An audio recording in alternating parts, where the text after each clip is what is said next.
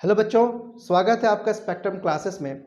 जैसा कि अब तक हम लोग एमसीक्यू क्वेश्चन सॉल्व कर चुके हैं मॉडल पेपर का, आज हम लोग स्टार्ट करेंगे सब्जेक्टिव पेपर, है ना, यानी कि लिखने वाला आंसर। इसके पहले तो टिक करने वाला आंसर यानी एमसीक्यू कंप्लीट किए, अब हम लोग सब्जेक्टिव करेंगे। ये वीडियो भी दो पार्ट में आएगा। आज हम लोग क्वेश्चन नंबर 1 से लेकर 10 तक करेंगे, फिर अगला नेक्स्ट वीडियो में 11 से लेकर के 19 तक सारा क्वेश्चन कंप्लीट करेंगे। आपसे रिक्वेस्ट है कि आप पेन पेपर लेकर के बैठे, जो सॉल्यूशंस मैं बता रहा हूँ उसे नोट डाउन करिए। एग्जाम में बहुत कम समय बचा है, इसे आप बार बार रिवाइज भी घर में करते रहिए। बहुत सारे बच्चे क्विज़ के बारे में पूछ रहे हैं कि क्विज़ किस सब्जेक्ट का होगा, कब होगा, कितने बजे होगा। तो मैं आपको बता दूं, क्विज़ होगा 26 जनवरी को शाम के समय में होगा। टाइम अभी तक हम लोग डिसाइड नहीं किया, जल्दी मैं आपको अगले वीडियो में टाइम भी बता दूंगा। क्विज़ में प्राइज मनी टोटल 5000 है। ये 5000 टोटल 3 लोगों को मिलेगा। जो फर्स्ट आएगा क्विज में उसे 2000 मिलेगा, जो सेकंड आएगा उसे मिलेगा 2000 और थर्ड आने वाले को मिलेगा 1000। ये क्विज किस तरह से होगा? एमसीक्यू फॉर्मेट में होगा। ऑब्वियसली आपको एक क्वेश्चन दिया रहेगा, उसका 4 अलग अलग ऑप्शंस होगा, आपको राइट ऑप्शंस पे टिक करना है। उसमें टाइम लिमिटेड होगा। जैसे हर क्विज के लिए 10 से 12 सेकंड का टाइम होगा।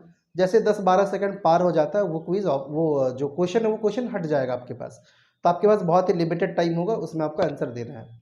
अब सवाल ये है कि किस सब्जेक्ट का होगा, तो फिजिक्स का क्विज होगा बच्चों। कौन कौन से क्वेश्चन आएंगे? जो 2022 मॉडल पेपर जेक बोर्ड रिलीज किया था और जो 2023 में मॉडल पेपर जेक बोर्ड ने रिलीज किया था, ये दोनों का एमसीक्यू वाला पेपर आप लोग ये दोनों रिवाइज करिए। क्वेश्चंस ऑलमोस्ट इस तरह का ही होगा। हो सकता है एज इट इज क्वेश्चन ना हो। जैसा मान लो कोई न्यूमेरिकल है जिसमें जेक ने 40 डाला था, तो हो सकता है वहाँ पे 40 के बदले में 30 मिले। इस तरह से क्वेश्चन थोड़ा बहुत चेंज करके मॉडल पेपर से ही हूबहू क्वेश्चन ऑलमोस्ट रहेगा। इसलिए आप लोग मॉडल पेपर बार बार रिवाइज कीजिए। वैसे मॉडल पेपर का सॉल्यूशन हमारे चैनल में भी अवेलेबल है, आप चाहे तो कहीं और से भी रिवाइज कर सकते हैं, हमारे चैनल से भी कर सकते हैं। और क्विज में जुड़ने के लिए जो नीचे दिया गया व्हाट्सएप लिंक है, इसमें ये ग्रुप में आप ऐड जरूर हो जाए, क्योंकि क्विज का लिंक उसी दिन आपको उस ग्रुप में ही मिलेगा। तो ग्रुप से ऐड होना, व्हाट्सएप ग्रुप से ऐड होना बहुत कंपलसरी है। ठीक है, मैं डिस्क्रिप्शन में लिंक डाल दूंगा व्हाट्सएप ग्रुप का, तो आप व्हाट्सएप ग्रुप में ऐड हो जाइए। कुछ भी डाउट हो तो आप उस ग्रुप में हमसे पूछ सकते हैं, या फिर नीचे कमेंट सेक्शन में भी पूछ सकते हैं। तो चलिए आज का वीडियो स्टार्ट करते हैं क्वेश्चन नंबर 1 के साथ। क्वेश्चन नंबर 1 ना, what is the electrostatic potential due to an electric dipole of an equatorial point ना। इलेक्ट्रिक डाइपोल क्या होता है? हम लोग दो अलग अलग चार्ज, क्वेश्चन नंबर 1 हम लोग दो अलग अलग चार्ज लेते हैं। ये मान लो एक चार्ज है प्लस क्यू चार्ज, और ये हो गया हम लोग का माइनस क्यू चार्ज। दोनों के बीच में डिस्टेंस जनरली हम लोग क्या लेते हैं? 2L। ठीक है ना, कुछ भी डिस्टेंस हो सकता है बट जनरली हम लोग 2L लेते हैं। तो एक चार्ज है प्लस क्यू, एक चार्ज है माइनस क्यू, दोनों के बीच में डिस्टेंस 2L। इस पूरे सेटअप को हम लोग बोलते हैं डाइपोल। अब इसमें दो लाइन होता है, देखो इंपॉर्टेंट। एक तो ये वाला हो गया, है ना, जो ये दोनों चार्ज को कनेक्ट कर रहा है, इसको हम बोलते हैं एक्सियल लाइन। Axial line. अच्छा, दोनों जो चार्ज होना चाहिए वो इक्वल होना चाहिए, एक पॉजिटिव दूसरा नेगेटिव। और दोनों चार्ज कैसा होना चाहिए? अपोजिट भी होना चाहिए, मतलब एक पॉजिटिव तो दूसरा नेगेटिव होना चाहिए। ये भी चार्ज क्यों है, ये भी चार्ज क्यों, दोनों इक्वल इक्वल है लेकिन अपोजिट, एक तो प्लस एक तो माइनस है। दोनों पॉजिटिव चार्ज से डाइपोल नहीं बनेगा, दोनों नेगेटिव से भी डाइपोल नहीं बनेगा। ठीक है, डाइपोल के लिए दो इक्वल चार्ज और अपोजिट साइन का होना चाहिए। ये लाइन को हम लोग बोलते हैं एक्सियल लाइन। इसका बिल्कुल बीचों बीच ये पॉइंट है ना, यहाँ से जो लाइन है इसको हम बोलते हैं क्या? Equatorial line. ये हम लोग का हो गया इक्वेटोरियल लाइन। अब आपसे पूछा गया है what is the electrostatic potential due to an electric dipole at an equatorial point.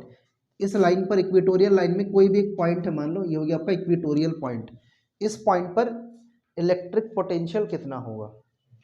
तो मान लो ये प्लस क्यू चार्ज है, माइनस क्यू। हम लोग क्या करेंगे, कैसे निकालेंगे टोटल इलेक्ट्रिक पोटेंशियल? इस चार्ज की वजह से कितना पोटेंशियल होगा वो निकाल लेंगे, इस चार्ज की वजह से कितना पोटेंशियल होगा वो निकाल लेंगे। मान लो यहाँ से ये कितने डिस्टेंस पर है? ये r डिस्टेंस पर है। सिंस ये बिल्कुल मिड पॉइंट है ना, तो यहाँ से भी कितना डिस्टेंस पर होगा? r डिस्टेंस पर होगा, इक्वल इक्वल डिस्टेंस पे होगा, ठीक है ना। अब देखो हम लोग क्या निकालते हैं, electric potential due to positive charge at this point, इस पॉइंट का नाम मान लो P।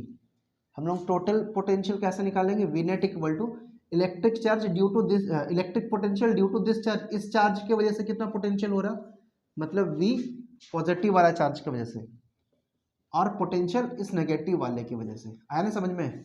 टोटल पोटेंशियल कैसे निकालेंगे, दोनों चार्ज का पोटेंशियल निकाल करके जोड़ देंगे तो आंसर आ जाएगा।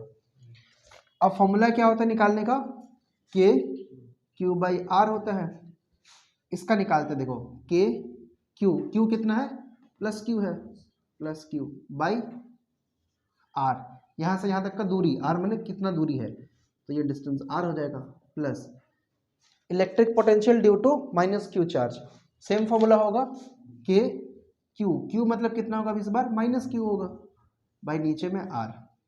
तो सॉल्व करो, के क्यू बाई आर और ये माइनस के क्यू बाई आर, दोनों कट कर कितना हो जाएगा, 0 हो जाएगा।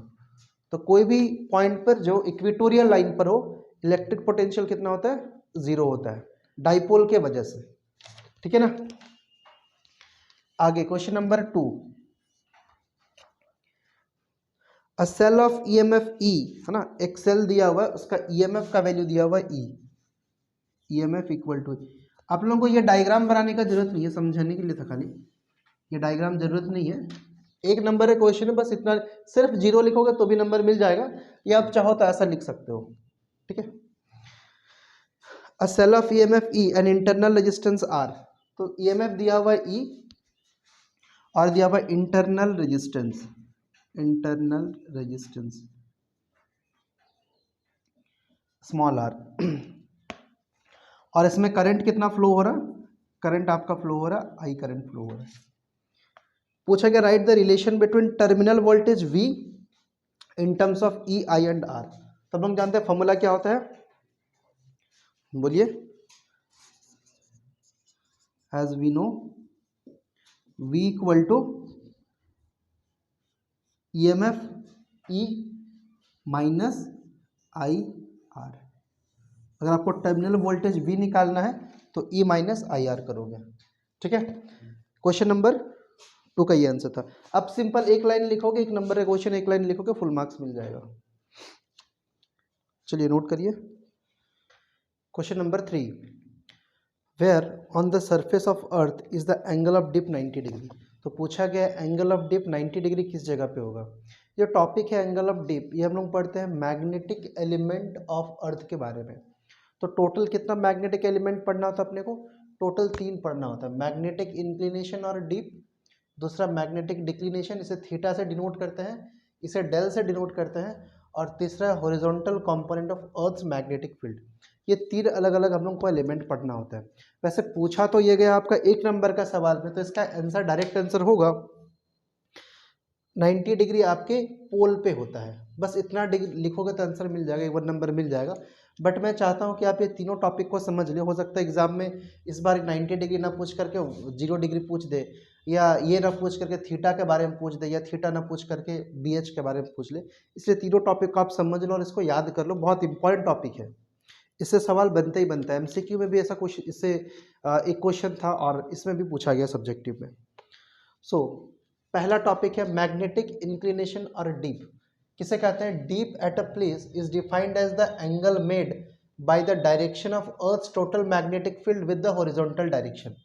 तो अर्थ का जो टोटल मैग्नेटिक फील्ड है हॉरिजॉन्टल डायरेक्शन के साथ कितना डिग्री का एंगल बना रहा है, इसे हम लोग कहते हैं डीप या फिर मैग्नेटिक इंक्लिनेशन। ये हर एक पॉइंट पे अलग अलग पॉइंट पे अलग अलग होता है। जैसा अगर आप देखोगे तो ये पोल पे कितना होता है, पोल पे ये 90 डिग्री होता है, और इक्वेटर में ये कितना होता है, इक्वेटर में 0।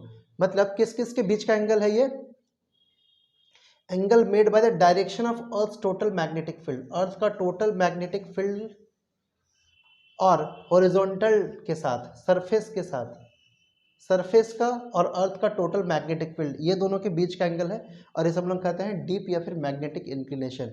ठीक है, याद रखना आपको, पोल पे ये 90 डिग्री होगा, इक्वेटर पे 0। पोल किसे करते हैं, जैसे मान लो ये अपना अर्थ है, इस पॉइंट को और इस पॉइंट को हम लोग पोल कहते हैं। ये ऊपर में है तो इसे हम लोग कहते हैं नॉर्थ पोल, और ये नीचे इसे हम लोग कहते हैं साउथ पोल। इसके अलावा बिल्कुल बीचों बीच से पार होने वाला ये लाइन, इसे हम लोग कहते हैं इक्वेटर। ठीक है, तो इक्वेटर पे कितना होगा इसका वैल्यू, 0 होगा डेल का वैल्यू, और पोल पे इसका वैल्यू कितना होगा, 90 डिग्री होगा।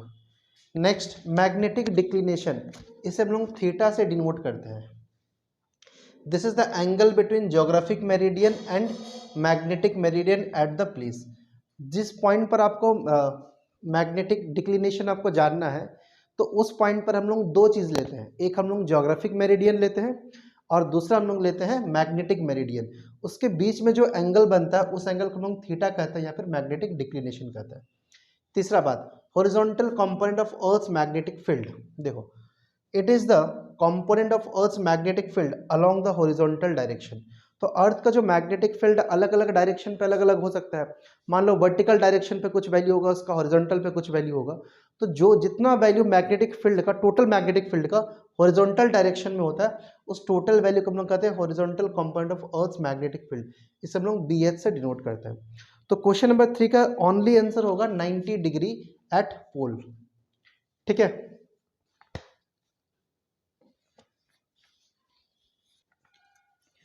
Question number 4, how does the power of a convex lens vary if the incident light is replaced by a violet light. पूछा गया कॉन्वेक्स लेंस का पावर किस तरह चेंज होगा अगर आप जो लाइट पहले था उसे आप वॉयलेट लाइट से रिप्लेस कर दें। मान लो पहले ब्लू कलर का लाइट था या रेड कलर का लाइट था, आपने उसको हटा के क्या किया, वॉयलेट लाइट से रिप्लेस किया। आपसे पूछा गया है इसका जो पावर होगा, पावर कितना चेंज होगा।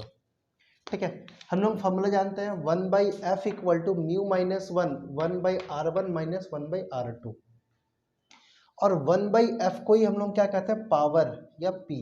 तो p का फॉर्मूला क्या बन गया अपने पास, p equal to mu minus 1/r1 minus 1/r2। तो हमें पता ये करना है कि म्यू का वैल्यू वॉयलेट लाइट में ज़्यादा होता है कि कम होता है।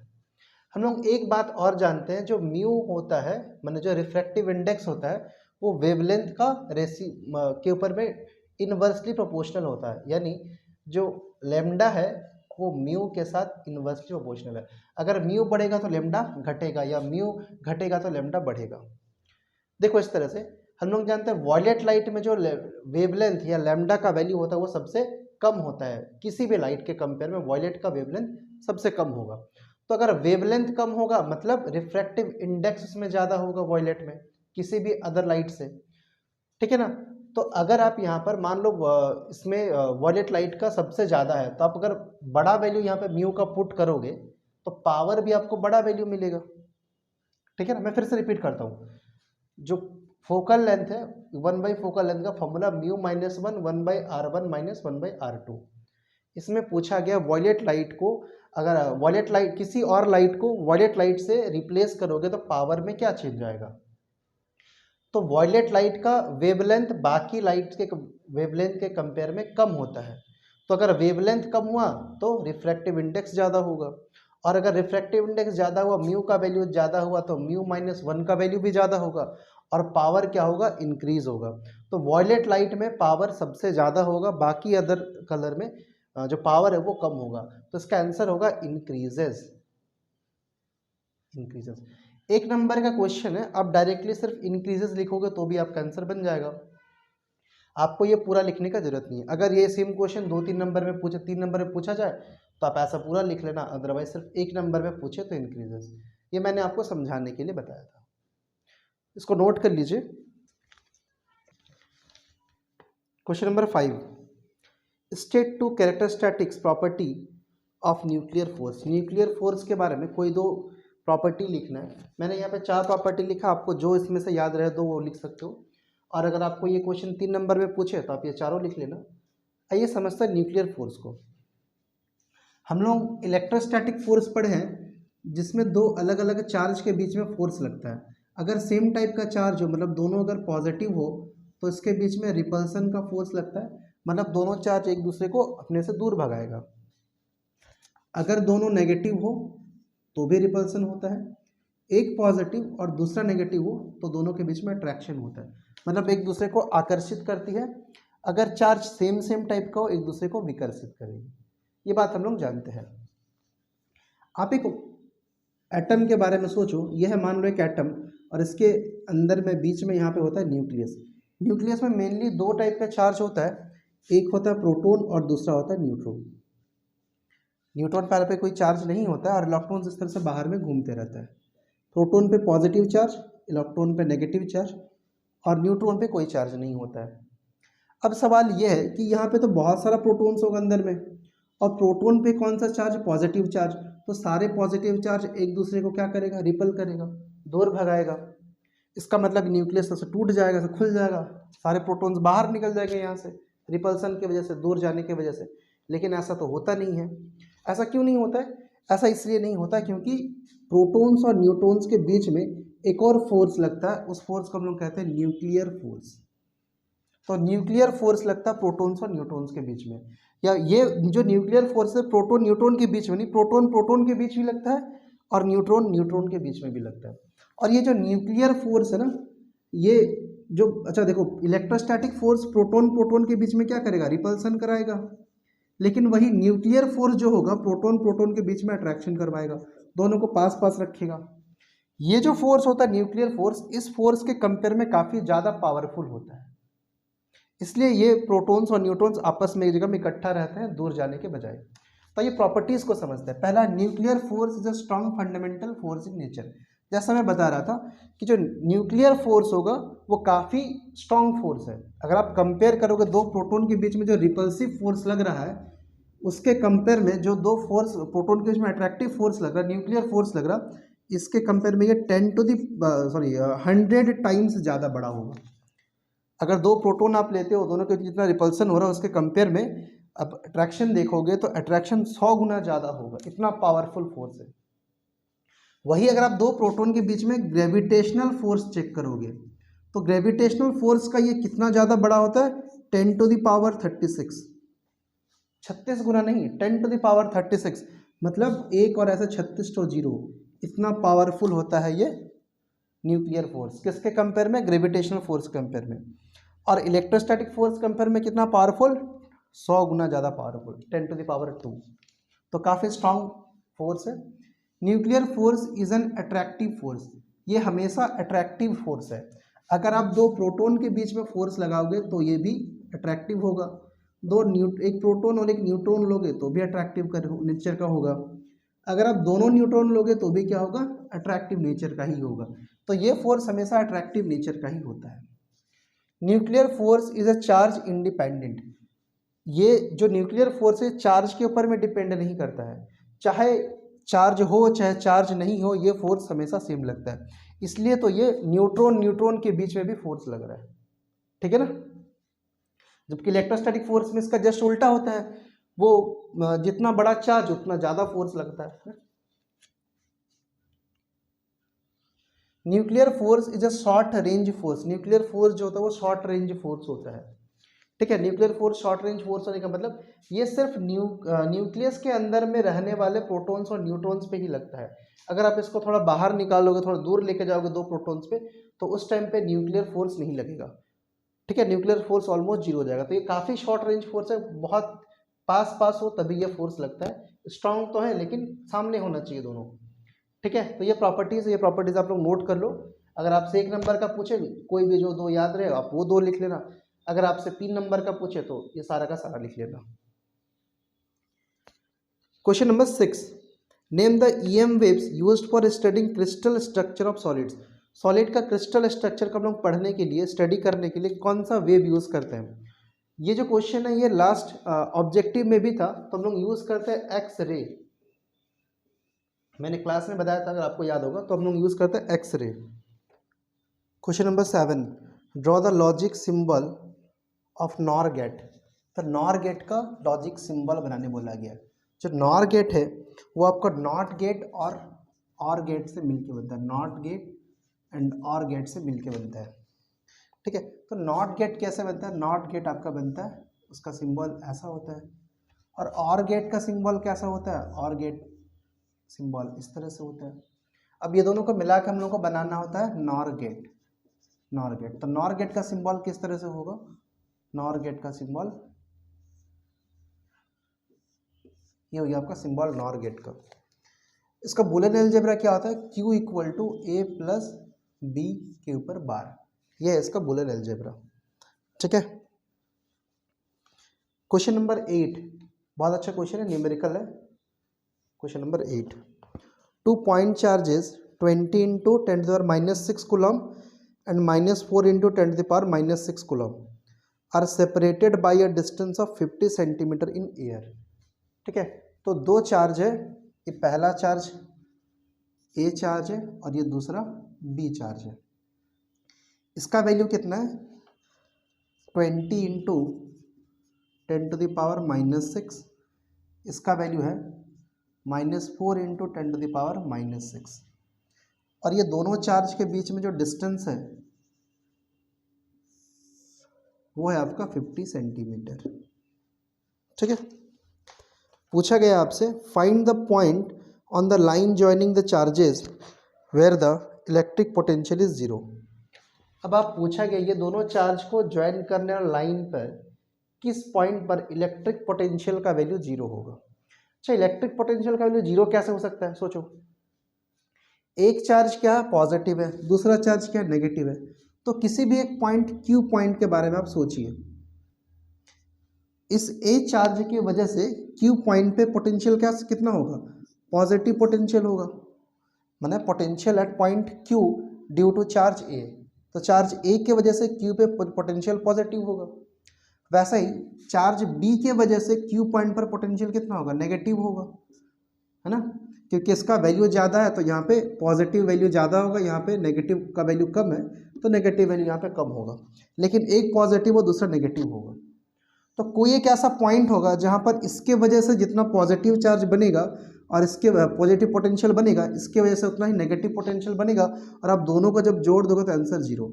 मान लो एग्जांपल के लिए किसी एक पॉइंट पर इसके वजह से पोटेंशियल बन रहा आपका 4 वोल्ट और इसकी वजह से पोटेंशियल बन रहा -4 वोल्ट, तो आप दोनों को जोड़ोगे तो आंसर कितना मिलेगा, 0 मिलेगा। आपको वही पॉइंट फाइंड करना है। ठीक है, तो चलिए सॉल्व करते हैं। हम लोग ये मान लेंगे कि जो पॉइंट है क्यू पॉइंट इस ए चार्ज से x डिस्टेंस पर है, यहाँ से x डिस्टेंस दूरी पर है। तो यहाँ पर पोटेंशियल क्या होगा, इसके वजह से जितना पोटेंशियल होगा यहाँ पर इसके वजह से सेम पोटेंशियल होगा। ठीक है ना। तो क्यू चार्ज अगर यहाँ से x डिस्टेंस पर है और टोटल कितना है 50 है, यहाँ से यहाँ तक 50 और ये हो गया x, तो ये कितना होगा 50 - x, इसका वैल्यू होगा 50 - x। तो हम लोग पोटेंशियल निकालते हैं क्यू पे x distance from charge A. तो potential at Q due to positive charge, मान लो इसको मैं V+ लिख देता हूँ, तो V+ का वैल्यू कितना होगा, हम लोग जानते हैं पोटेंशियल का फॉर्मूला V = KQ/R। तो यहाँ से निकालते हैं K का वैल्यू, Q के बदले में इसका charge 20 into 10⁻⁻6 divided by R मैंने डिस्टेंस, तो यहाँ से यहाँ तक का डिस्टेंस कितना है, x डिस्टेंस है। वैसे हम लोग इस पॉइंट पर इसके वजह से चार्ज निकालते हैं, इसको लोग मान लो V- से डिनोट करते हैं। फॉर्मूला क्या होगा, KQ/R, सेम फॉर्मूला होगा Q का वैल्यू कितना होगा 4 इंटू 10⁻⁻6 और नीचे में x, ये माइनस है तो यहाँ पे आप माइनस लगा लो, -4 इंटू 10⁻⁻6। अब जो क्यू पॉइंट पर होगा ये दोनों का वैल्यू इक्वल होना चाहिए, ये दोनों को जोड़ोगे तो 0 होना चाहिए, मतलब टोटल पोटेंशियल V नेट का वैल्यू 0 होना चाहिए। V नेट कैसा निकलेगा, इसको जोड़ करके, तो V नेट बने V+ और V- को जोड़ करके 0। हम लोग एक काम करते हैं, ये दोनों का वैल्यू पुट कर देते हैं, दोनों को ऐड करते हैं। V+ का वैल्यू कितना है, K into 20 into 10⁻⁻6 upon x equal to V- का वैल्यू कितना है, K into -4 into 10⁻⁻6 upon I am sorry, यहाँ पर x होगा लेकिन यहाँ पे 50 - x होगा, यहाँ डिस्टेंस में 50 - x होगा, 50 - x। ये दोनों को अगर हम लोग ऐड करेंगे तो इसका वैल्यू 0 होना चाहिए। चलिए सॉल्व करते हैं। ये जो नंबर है नेगेटिव नंबर है, उसको उस तरफ ले जाएंगे तो पॉजिटिव बनेगा। यहाँ क्या बचेगा आपका k into 20 into 10⁻⁻6 by X equal to ये जाके प्लस बनेगा, और k into 4 into 10⁻⁻6 by 50 minus X. अब ध्यान से देखो, इसका k और इसका k कैंसिल हो जाएगा, 10⁻⁻6 से 10⁻⁻6 भी कैंसिल हो जाएगा। आपके पास क्या बचेगा, 20 by X equal to 4 by 50 minus X. ठीक है, आगे हम लोग क्रॉस मल्टीप्लिकेशन करवा सकते हैं या ये दोनों को भी कैंसिल कर सकते हैं। 4 1 जा 4, 4 5 जा 20, तो क्या बचा 5 by X equal to 1 by 50 minus X. अब क्रॉस मल्टीप्लिकेशन करवाइए, x इंटू 1 क्या बनेगा, x equal to this into this 50 minus X into 5, तो x equal to 250 minus 5x। अब ये माइनस 5x इस तरफ आके क्या बनेगा, प्लस x प्लस 5x, तो x plus 5x equal to 250, और x प्लस 5x का वैल्यू कितना हो जाएगा, 6x, तो 6x इक्वल टू 250। x का वैल्यू कितना होगा, 250 बाई 6। 2 से कैंसिल करेंगे, 2 3 बार में, 2 से कैंसिल 125 बार में, सो 125 बाई 3, x का वैल्यू 125 बाई 3। आप सोल्व करोगे, 3 4 जा 12 और 3 1 जा 3.6, 41.6 सेंटीमीटर। तो 41.6 सेंटीमीटर पे इसका जो वैल्यू होगा वो इक्वल होगा। ठीक है, आप लोग इस चीज को नोट कर लो, फिर उसके बाद आगे बनाते हैं लोग।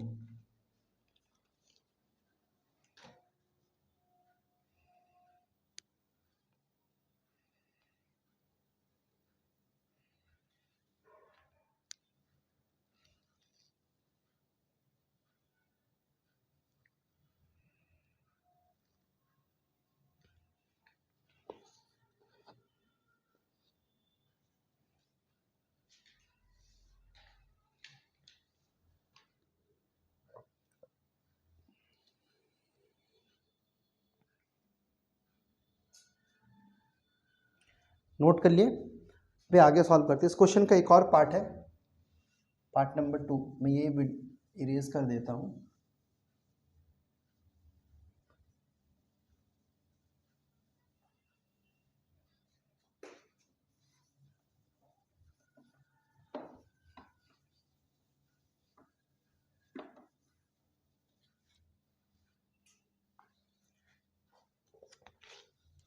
क्वेश्चन नंबर 2 मैं यहाँ ऊपर में लिखूंगा। पूछा गया, also find the electrostatic potential energy of the system. जो इलेक्ट्रोस्टैटिक पोटेंशियल एनर्जी होता है, ये हमेशा किसी एक सिस्टम का होता है, कोई एक चार्ज की वजह से इलेक्ट्रोस्टैटिक पोटेंशियल एनर्जी नहीं होता है। इलेक्ट्रोस्टैटिक पोटेंशियल एनर्जी सिर्फ और सिर्फ तभी डिफाइन है जब एक सिस्टम ऑफ चार्ज हो, मतलब एक से ज़्यादा चार्ज हो। और अगर 2 चार्ज हो, उसके लिए फॉर्मूला क्या होता है, U इक्वल टू के Q1 Q2 बाई आर। तो लोग वैल्यू पुट करते हैं, k का वैल्यू कितना होता है, 9 इंटू 10⁻9 मल्टीप्लाई Q1 मतलब 20 इंटू 10⁻⁻6 इंटू Q2 मतलब -4 इंटू 10⁻⁻6 डिवाइडेड बाई R मतलब दोनों के बीच का डिस्टेंस। कितना दोनों के बीच का डिस्टेंस, 50 सेंटीमीटर। तो इसको चेंज भी करना पड़ेगा मीटर में, तो 50 इंटू 10⁻⁻2। हम लोग जानते हैं सेंटीमीटर को मीटर में चेंज करने के लिए 10⁻⁻2 से मल्टीप्लाई कराते हैं, तो मैंने इसलिए मल्टीप्लाई करवा दिया। अब आगे सॉल्व करते हैं। 5 से कैंसिल, 5 10 जा 50, 5 4 जा 20। ठीक है, अब सॉल्व करिए। 9 4 जा 36, 4 जा 144 और ये प्लस माइनस माइनस। मैं नंबर्स को मल्टीप्लाई करा रहा हूँ, 9 इंटू 4, 9 4 जा 36, 36 4 जा 144, और ये प्लस प्लस तो प्लस होगा, फिर ये प्लस माइनस माइनस। अब 10 का पावर लिखेंगे, 10 का पावर यहाँ पे कितना है, 9 है, 10 का पावर 9, और 10 का पावर यहाँ -6 और -6 क्या बनेगा, -12 डिवाइडेड बाई 10 का पावर नीचे कितना बनेगा, -2, और यहाँ पे पावर कितना 1, तो -2 से 1 जाएगा, क्या बचेगा, -1। आगे -144 मल्टीप्लाई 10 का पावर -12 से 9 जाएगा, तो क्या बचेगा, 10 का पावर -3, और मल्टीप्लाई ये नीचे का नंबर जब ऊपर जाएगा तो 10 का पावर बनेगा +1, तो क्या हो गया आपका -144 इंटू 10 का पावर -3 और +1 -2 बनेगा। -2 मतलब 2 छोड़ के आपको पॉइंट लगाना है, सिंपल बात है। पावर अगर नेगेटिव हो, पॉइंट को 2 प्लेस इस तरफ करोगे, पावर अगर पॉजिटिव, पावर नेगेटिव हो पॉइंट इस तरफ होगा, पावर पॉजिटिव हो पॉइंट उस तरफ होगा।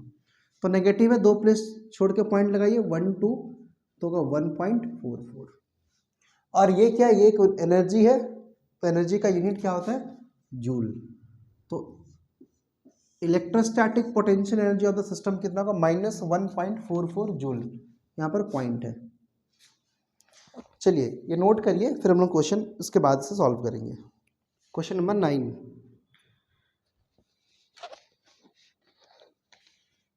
Draw a sketch showing the basic element of AC generator, state its principle. तो एसी जनरेटर का बेसिक जो डायग्राम है वो डायग्राम शो करना है, और उसके पार्ट का नाम लिखना है, कौन सा पार्ट का नाम क्या है। तो हम लोग जानते हैं एसी जनरेटर में जो सबसे बेसिक चीज़ होती है वो क्या होती है, एक कॉयल, आर्मेचर कॉयल के नाम से हम लोग से जानते हैं। ये हो गया आपका आर्मेचर कॉयल। इसमें 2 आउटपुट होता है, एक लंबा और एक छोटा होता है, ठीक है। ये आउटपुट इस रिंग R1 से मान लो कनेक्टेड है, ये रिंग R1 से कनेक्टेड है, इस रिंग का नाम मैं R1 दे देता हूँ। आर्मेचर कॉइल का भी कुछ नाम दे देते हैं, ABCD। ABCD क्या है, ये एक आर्मेचर कॉइल, आर्मेचर कॉइल। इसका एक एंड R1 से सर कनेक्टेड है और दूसरा एंड लंबा है, और ये दूसरे रिंग यानी R2 से कनेक्टेड है, ये इस तरह से R2 से कनेक्टेड है। जैसे ही ये कॉइल घूमेगा तो ये रिंग भी घूमना स्टार्ट हो जाएगा, ठीक है। अब ये जो रिंग है R1 और R2, ये कार्बन ब्रश के साथ ये अटैच होता है, यह कार्बन ब्रश, ये कार्बन ब्रश, इस ब्रश का नाम मान लीजिए B1 है, और ये कार्बन ब्रश इसका नाम मान लीजिए B2 है। B1 B2 क्या है, B1 B2 कार्बन ब्रश है,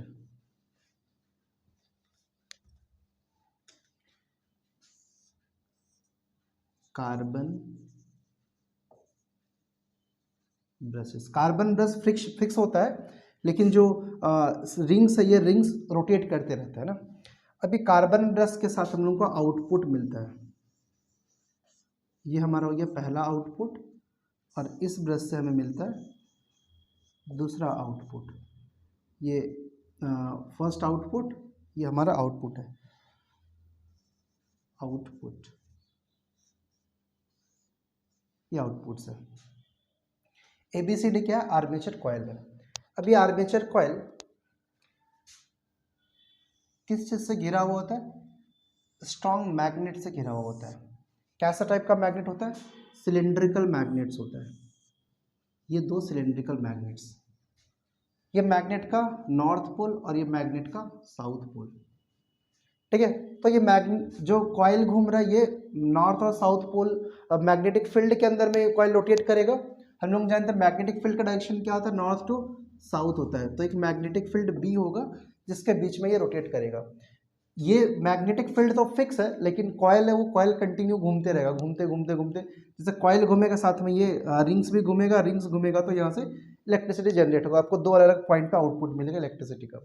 अच्छा, ये जो पूरा सिस्टम है, पूरा रिंग है, ये बीच में एक एक्सल से कनेक्टेड होता है, ये इस तरह से एक्सेल से कनेक्टेड होता है। ये है आपका एक्सेल। एक्सेल ये क्या है? Strong cylindrical magnet. ये क्या है? ये भी आपका स्ट्रॉन्ग सिलेंड्रिकल मैग्नेट। ठीक है। अब आपसे पूछा गया है कि इसका थ्योरी क्या है, ये किस थ्योरी पे वर्क करता है, तो इसका आंसर होगा, मैं सिंस बोर्ड में तो जगह नहीं है मैं डिक्टेट कर रहा हूँ, आप लोग सुन करके लिख लेना। It works on the principle of electromagnetic induction. It works on the principle of electromagnetic induction. Full stop. That is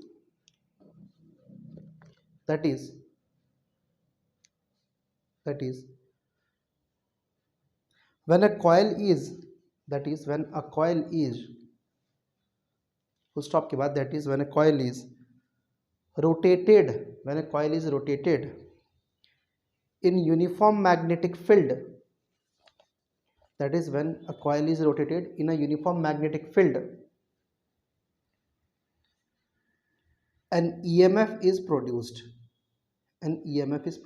अब देखो मैग्नेटिक फील्ड क्या, मैग्नेटिक फील्ड कांस्टेंट है, यूनिफॉर्म मैग्नेटिक फील्ड है, मैग्नेटिक फील्ड चेंज नहीं हो रहा, लेकिन जो कॉयल है वो कॉयल चेंज हो रहा है। तो जैसे कॉयल बदलेगा, कॉयल चेंज होगा, मतलब घूमते रहेगा, रोटेट करेगा, तो मैग्नेटिक फ्लक्स भी लिंक्ड विद द कॉयल भी चेंज होगा उसका रोटेशन के वजह से। तो इसका जैसे फ्लक्स चेंज होगा, फ्लक्स चेंज होने की वजह से करंट या फिर EMF इंड्यूस होगा इस कॉयल के दो एंड पर, वही करंट हम लोगों को मिलता है। हमारे घरों में जो आता है वो यही वाला करंट होता है, AC करंट होता है। AC करंट मतलब ऑल्टरनेटिंग करंट। ठीक है, सो नोट कर लीजिए आप लोग।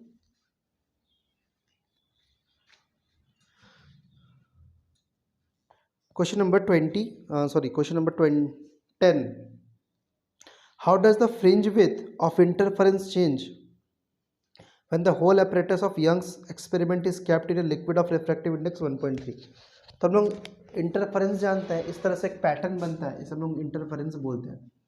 ठीक है ना, डार्क स्पॉट आपका स्पॉट, फिर bright spot, dark spot, bright spot, इस तरह से बनता है। इसे हम लोग बोलते हैं फ्रिंज विड्थ कहते हैं, इस लेंथ को हम लोग फ्रिंज विड्थ कहते हैं। पूछा गया इस पर क्या इफेक्ट होगा अगर एक setup, Young's double slit experiment का सेटअप को हवा से उठा करके हम लोग पानी में डाल दे। तो हम लोग जानते हैं formula, fringe width beta equal to lambda D by D. ठीक है, lambda D by D. Lambda क्या है? वेवलेंथ है। जैसे आप पानी में डालोगे इसका वेवलेंथ बदल जाएगा। ठीक है ना, वेवलेंथ क्यों बदलेगा? क्योंकि रिफ्रैक्टिव इंडेक्स चेंज होगा। अब पानी में रिफ्रैक्टिव इंडेक्स क्या होता है? ज़्यादा होता है, तो लैम्डा का वैल्यू भी बदलेगा। तो लैम्डा कितना होगा? हाँ, आपको क्वेश्चन में दिया हुआ पानी जहाँ पर आप रख रहे हैं रिफ्रैक्टिव इंडेक्स 1.3। ठीक है ना, इसका रिफ्रैक्टिव इंडेक्स हो जाएगा 1.3। तो बीटा इक्वल टू, और लैम्डा बढ़ने से रिफ्रैक्टिव इंडेक्स क्या होता है? घटता है। या रिफ्रैक्टिव इंडेक्स बढ़ने से लैम्डा घटता है, तो जो नया बीटा बनेगा वो क्या होगा? 1/3 टाइम्स कम हो जाएगा, d इंटू डी। ठीक है ना, 1/3, इसको हम लोग क्या लिख सकते हैं और बताओ? 1/3 को हम लोग 4/3 भी लिख सकते हैं। तो जो नया फ्रिंज विड्थ बनेगा that is lambda D by, इसका वैल्यू 4/3 डी। तो बीटा डी इक्वल टू, ये 3 चला जाएगा ऊपर, 3/4 लैम्डा डी बाई डी। और बीटा डैश या न्यू फ्रिंज विड्थ जो होगा, अब ध्यान से देखो, लैम्डा डी बाई डी का वैल्यू क्या है? बीटा। तो ये 3/4 बीटा, मतलब जो नया फ्रिंज विड्थ बनेगा वो पुराने फ्रिंज विड्थ का 3/4 टाइम्स ही होगा।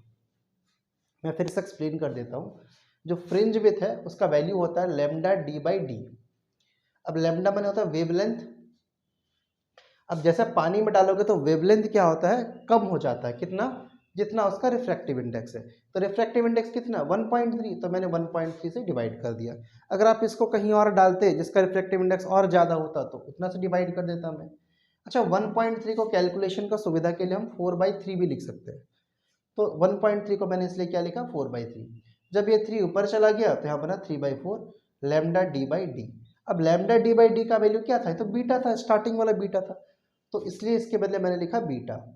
तो जो नया बीटा डैश बना यानी वाटर वाला जो बीटा डैश बनेगा उसका वैल्यू पुराने वाले मतलब एयर वाले बीटा डैश का 3/4 टाइम्स होगा। तो ये था क्वेश्चन नंबर 10 का आंसर। तो बच्चों आज के वीडियो में बस इतना ही। हम लोगों ने आज क्लास क्वेश्चन नंबर 1 से लेकर 10 तक डिस्कस किया। अगला वीडियो कल आएगा और उसमें हम लोग क्वेश्चन नंबर 11 से लेकर क्वेश्चन नंबर 19 तक सॉल्व करेंगे। आप लोग से रिक्वेस्ट है कि सारा नोट करिए, क्लास के साथ साथ में नोट कीजिए, और एग्ज़ाम में बहुत कम समय बचा है इसलिए इसको आप बार बार रिवाइज कीजिए, क्योंकि मॉडल पेपर से पूछा जो आया सवाल है एग्ज़ाम में, फाइनल एग्ज़ाम में बहुत पूछा जाता है। So thank you.